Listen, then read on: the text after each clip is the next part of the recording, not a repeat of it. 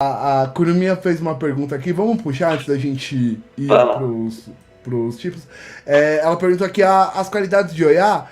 Eu acho que a gente vai precisar de um pouco mais aqui para entender a sua pergunta, né? Se você Não, puder mandar isso. eu acho que eu entendi. Ela queria saber, assim, os tipos, né? Os que a representam nas manifestações de Oiá, sempre a gente considera que seria uma qualidade. Lembra que a gente estava falando, né? Mas não deixa de ser ela Sim.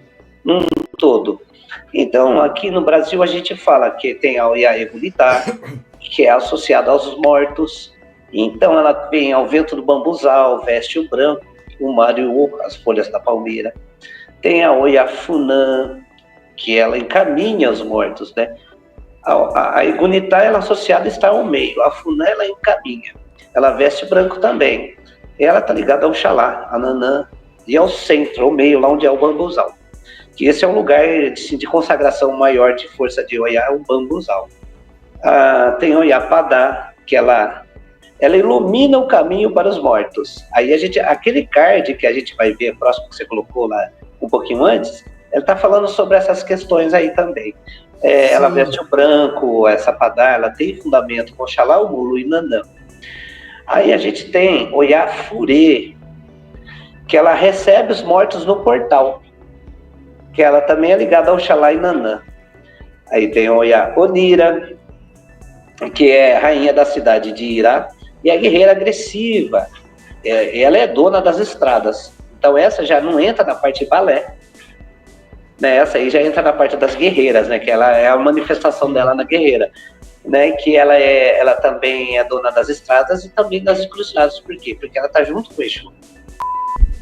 Peraí, só um minutinho, você não espera também, não espera?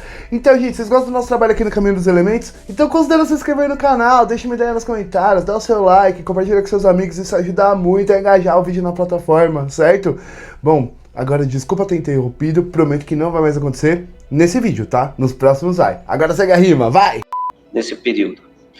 Aí tem a Iatopê, que também é junto com o Exu. Ela vive no tempo, na verdade, ligada a Oxum e Exu. E também fica nas estradas, a Topê. Lembra que eu falei para você que era do Búfalo? A do búfalo, né? Oiacará, que veste de vermelho, tá ligada a Xangô e ao fogo. Foi numa das manifestações que ela estava como esposa de Xangô. Então, tem essa manifestação de Oiá, como seria a qualidade, né? Então, tem, assim, alguns levam, né? Uma que é a mais nova das Yansan, que é a Niké. É uma qualidade quase que se não vê. Tem a Oyatimboá, que é a mais quieta, é a senhora dos cemitérios, que controla os eguns. Na realidade, ela está na questão do mundo lá com os eguns, né? Que aí a gente acabou de falar sobre as cerimônias, né? Que tem, né, de tirar o ebó, lembra que eu falei para você? Os atos, né, de tirar o ebó, o que ela também está ali para conduzir, dançar com os eguns e até mesmo dominar aqueles eguns que estão no ambiente. Então, assim, basicamente seria algumas dessas manifestações de Oiá que se tornaram qualidades, como se diz, né? Aí um associa uma com um orixá, com outro, dá uma certa qualidade, mas isso é muito pessoal, é uma coisa assim de identidade mesmo, né? E aí entra aquela questão que eu falei para você hoje. Eu saber a minha qualidade de santo, eu teria que estar dentro de um terreiro já vivendo aquilo, para eu poder cultuar melhor. De repente há uma proibição por causa de um outro santo que não se vai um certo elemento, então não se pode colocar por conta de um outro santo, que aquele elemento não condiz com as propriedades dele. Então é uma coisa muito pessoal, muito ali, você tem que estar vivendo dentro de um terreiro para você se pegar nisso. Fora Sim, isso, sim. bastou você viver de coração Oiá, que é Yansan, que é essa representação toda, né? Então ela é maravilhosa em todos os sentidos, né? E é isso, né? Por exemplo, a pessoa ela é filha de Oiá, né? Ela vai acabar passando por todas essas fases em algum momento da vida. Às vezes até quem não é passa por determinadas fases de Oiá. A gente tem o nosso orixá, eu gosto sempre de falar isso, né? Por exemplo, eu sou de Logoedé. Isso significa que eu tenho facilidade para canalizar a força de Logoedé. Mas isso não significa que eu não posso canalizar o Baluaê, que eu não posso canalizar Ogum, que eu não posso canalizar Exu, até Xangô, entendeu? Né? Mas a minha frequência vai vibrar ali mais em Logoedé, né? Mas todo mundo vai, se você for de Oiá, provavelmente você vai passar por todos esses estados em algum momento da sua vida. E de outros orixás também, né? Não é isso, Bará? E eu tava vendo aqui, parece que tem uma pergunta aqui da Daisy, interessante. Deixa eu pôr na tela aqui. Dizem que as pombagiras são as únicas que socorrem as almas do submundo. Elas têm alguma relação com Iaçã?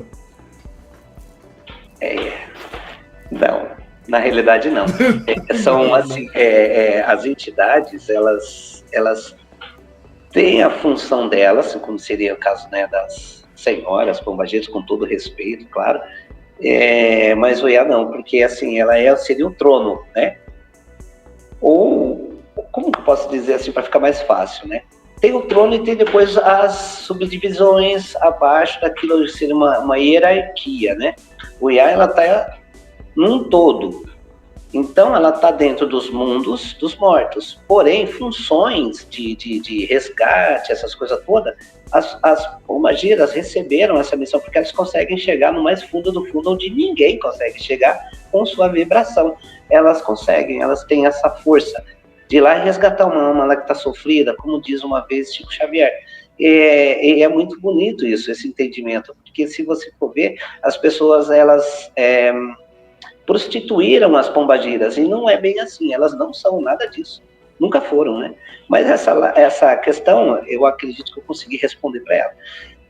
A gente vai falar das entidades de Umbanda, né? Essa live vai chegar aí. A gente tem esse plano aí, né? Agora, assim, eu só queria dizer uma coisa, assim. Eu tenho ouvido com frequência isso, que as pombagiras são as únicas que socorrem as almas do submundo. Elas não são as únicas, tá, gente? Elas têm essa função, né? E também não são todas as pombagiras que fazem isso, entende? Tem alguns tipos, mas existem outras entidades que fazem isso também, né? Por exemplo, um Exu que faz muito isso, que consegue ir lá no fundo buscar a alma que tá lá longe, é o morcego, por exemplo. Né, Bará?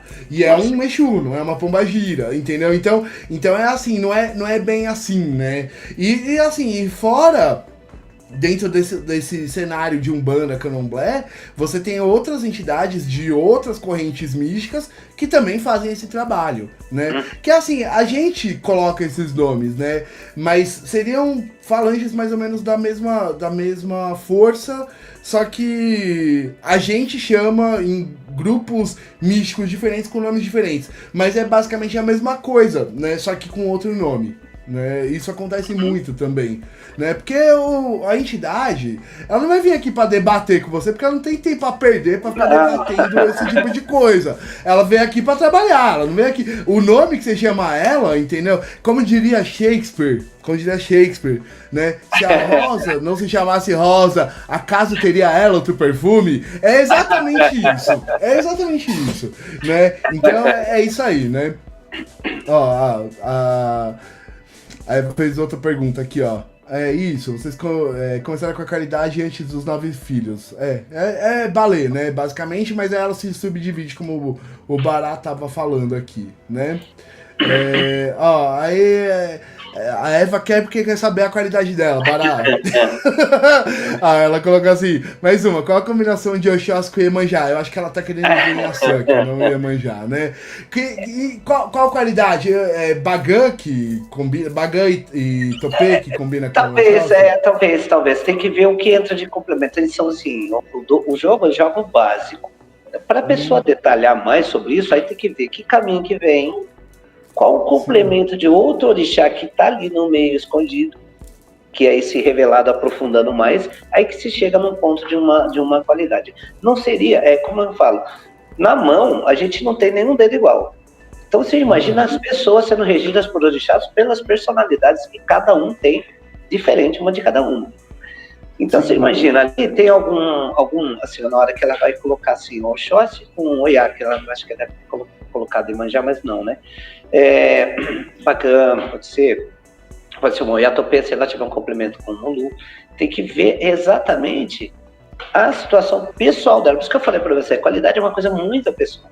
Não dá para você seguir ser uma regra básica. Às vezes, uma pessoa que você olha ali, ela tem um arquétipo todo escrito de um orixá, e ela é regida por outro.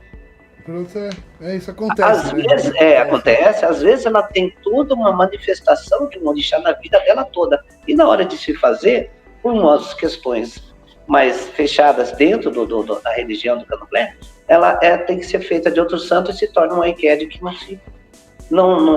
se manifesta o orixá nela. E outro santo, inclusive, né? Eu vou dar um exemplo aqui de Euá. Euá só se faz quando é virgem. Euá não pega a cabeça de quem não é virgem. E aí a pessoa, ela foi jogar e ela descobriu que já tem um filho. Como que vai fazer?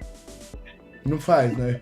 Não faz. Ela aí não vai ser rodante, porque não se encanta a cabeça dela. Ela tem um encantamento para ter um orixá que chega ali e toma a frente. E aí sim, ela se torna uma Eked desse orixá, porém cultua a Euá fechado. Sim. Reservado. Aí geralmente, no caso de Euá, geralmente o orixá que vem quando a moça não é mais virgem é em Assã, né? Ou não, geralmente Assã, às vezes não é uma regra, às vezes entrega-se para Oxum acolhe. Entendeu? Às vezes Iemanjá acolhe. Então, a questão eu entendo que ela queria saber, mas a gente tem que ver certinho o caso dela para se denominar uma qualidade sem errar, né? Sem falar besteira, né? Sem estar pulando, assim, não, é tal, não, mas isso é tal. Não é uma matemática, nunca foi. O orixá, ela é um movimento, todas as energias dele, não é uma ciência exata, digamos assim, né? Não, é isso, né? A Tati, né, ela também é de Oiá, né? Ela me falou hoje, né? Aí ficou toda que a gente ia fazer a live de Oiá. Ela nem sabia que a gente fazia as lives de orixá ainda. É parrei, Tati!